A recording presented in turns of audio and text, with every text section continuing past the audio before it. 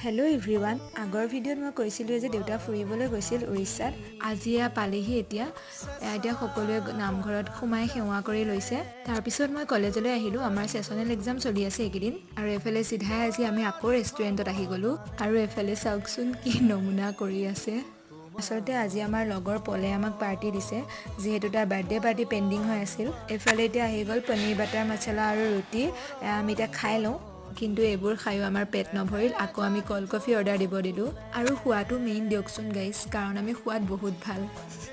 আৰু তাৰপিছত আহি পালোঁ ঘৰ আৰু মায়ে এফালে কাটি আছে তৰমুজ আগতে মই তৰমুজ খাই ইমান এটা ভাল নাপাওঁ কিন্তু আজিকালি খোৱা হৈছোঁ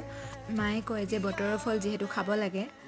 এইফালে মায়ে ৰাতিৰ ভাত সাজৰ কাৰণে মানিমুনি শাক আৰু পদিনা ছিগি আনিলে মানিমুনি শাকখিনি মাছৰ লগত বনাব বিলাহী টেঙা দি আৰু এইফালে পদিনাখিনি চাটনি কৰিম আৰু মায়ে বেলেগ এটা কাম কৰি থকাৰ কাৰণে ভণ্টিকে মাছখিনি ভাজিব দিলে